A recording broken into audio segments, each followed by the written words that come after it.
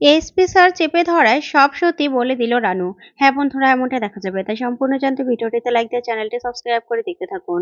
গল্পের শুরুতেই দেখা যাবে রৌদ্রর গ্রামবাসী সবাইকে দেখে ঘরে এসে দরজা দিয়ে দেয়। তখনই রৌদ্রকে সেই লোকটা ডাকতে থাকে আর বলতে থাকে, এ কি বৈষ্ণব বাবা, আপনি আইবেন না? সবাই যে আপনার জন্য অপেক্ষা করতেছে। তখনই ময়না বলতে থাকে, ডাক্তার বাবু, আপনি এখানে আসলেন কেন? তখন রৌদ্র বলতে থাকে, না ময়না, আমি পারবো না, আমি পারবো না ময়না। তখন ময়না বলতে থাকে, কেন, কি হয়েছে?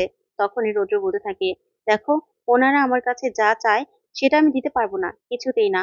কারণ ওনারা আমার বৈষ্ণব ভাবতাছে। তাইলে আমি ওনাকে চিকিৎসা কেমনে করবো বলো? এখানে তো আমার চিকিৎসা করার মতো কিছুই নেই। তাহলে? তখন ময়না বলতে থাকে, দেখেন ডাক্তারবাবু, আমার গ্রাম আর এই গ্রাম কাছাকাছিই তো। আমি তো জানি গ্রামের মানুষের আস্থা কি, আর গ্রামের মানুষ কতটা অসহায়। তাই আপনি কেন পারবেন না বলেন তো? তখন রৌদ্র বলতে থাকে, ময়না, এদেরকে আমি কি করে ঠকাবো বলো? আমি তো বলতেও পারবো না যে আমি ডক্টর, ওদেরকে তো ওষুধও দিতে পারবো না। ওরা তো আমাকে বৈষ্ণব ভাবে। ওরা চায় অলৌকিক কিছু করতে, অলৌকিক কিছু হোক। কিন্তু অলৌকিক কিছু আমি কি করে করব? আমি তো পারবো না। আমি বিজ্ঞান পড়েছি। আমি কি করে করব বলো তো? তখন ময়না বলতে থাকে, আচ্ছা, ডাক্তারবাবু, আপনি অলৌকিক কিছু বিশ্বাস করেন? তখন রুদ্র বলে, না। তখন ময়না বলে, সবাই যেটা বিশ্বাস করে আপনি কেন করতে পারবেন না বিশ্বাস বলুন তো? কারণ বিজ্ঞানের ভাষায় যেটা আপনি বিশ্বাস করেন, যেটা পড়েছেন সেটাই করবেন। তখন এই কথাতে রৌদ্র বলতে থাকে, ময়না, কি করে করব আমি? কি করে? আমার কাছে তো কিছুই নেই। তখন ময়না বলতে থাকে, আচ্ছা, আপনি না হয় আগে গিয়ে দেখুন যে কি দরকার, কি লাগবে, তারপরে না হয় ঔষধের ব্যবস্থা করা যাবে। তখন এই কথা বলে সাহস দিলেই রৌদ্র বলতে থাকে ময়নাকে, আচ্ছা ঠিক আছে, কিন্তু আমার তো চিন্তা হচ্ছে তোমার জন্য। তখন ময়না বলে, কেন চিন্তা হচ্ছে? ওই রাজারামের লোকেরা আমাকে ধরে নিয়ে যাবে? তখন রৌদ্র বলতে থাকে, ওরা তো তোমারে এখনো খুঁজতাছে ময়না। তখন ময়না বলতে থাকে, কিচ্ছু হবে না, আপনি যান, কিচ্ছু হবে না, ওরা আমার কিচ্ছু করতে পারবে না। আপনি আপনার কাজে যান, আমি আমার কাজে, আমি আমার কাজ করব। তখন এই কথাতেই রৌদ্র বলতে থাকে, তুমি তোমার কাজ করবে মানে? তুমি আবার কি কাজ করবে? তখন ময়না বলে, আসলেই দেখতে পাইবেন কি কাজ করুন। তখন এই কথা বললেই রৌদ্র ঠিক আছে বলে সেখান থেকে চলে যায়।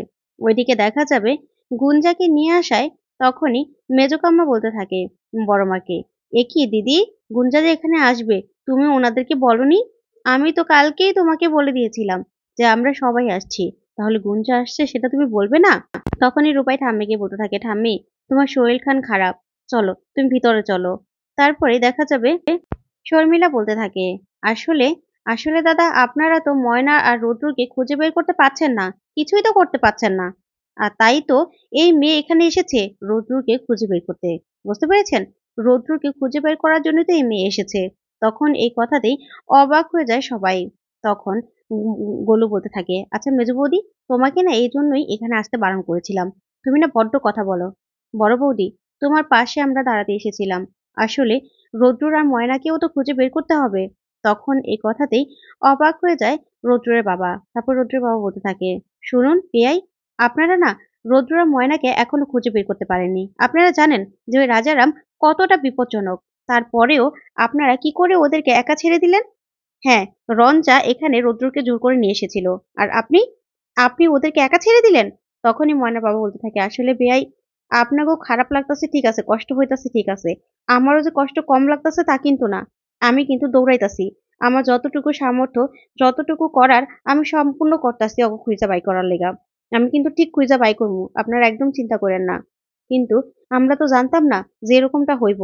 তখন এই কথাতেই বড়মা বলতে থাকে, আচ্ছা এসব কথাগুলো বলার কি কোনো দরকার আছে? কারণ কেউ জেনে বুঝে কি কিছু করে? আমরা কি জানতাম এটা একটা অ্যাক্সিডেন্ট? তাহলে এসব ব্যাপারগুলো বলে কি হবে? ওনার পাশে থাকাও তো আমাদের দরকার। রৌদ্রর যেমন আমাদের ছেলে, আর ময়নাও তো ওনার মেয়ে, আমাদের মেয়ে। তাহলে আমরা কেন ওনার পাশে থাকবো না? তখনই গুঞ্জা বলতে থাকে, আচ্ছা আঙ্কেল, একটা কথা বলছি। আপনি কি করেছেন? কিছুই তো করতে পারেননি। আসলে আপনি খুঁজে দেখতেছেন। আপনি যা খুঁজে দেখছেন তাতে তো রৌদ্রদের কোনো খোঁজ পাওয়া যায়নি। তাই আরো না উপর মহলের সাথে কথা বলতে হবে। যেটা সামর্থ্য আসলে আপনার নেই, ঠিক না? তখন এই কথাতে বড় মা গুঞ্জার উপর রেগে যায়। আর বলতে থাকে, গুঞ্জা, এত বড় সাহস তোমার? তুমি এখানে এসে দেবশঙ্কর বাবুর সাথে এরকম ভাবে কথা বলছো? এত বড় সাহস তোমাকে কে দিয়েছে? তখন গুঞ্জা অবাক হয়ে যায়। ওইদিকে দেখা যাবে রাজারামকে রাজারামের লোক এসে বলতে থাকে, দাদা, আমি একটা খবর লই আইছি। তখন রাজারাম বলতে থাকে, কি খবর? বল কি খবর? তখনই রাজারামের ছেলেটা বলতে থাকে, আসলে যে ভ্যান গাড়িওয়ালা ভ্যান গাড়িওয়ালা ওদের দুজনরে ওই ঘাটে নামাই দিছিল না, সেই ভ্যান গাড়িওয়ালা আমাকে ফোন করছিল।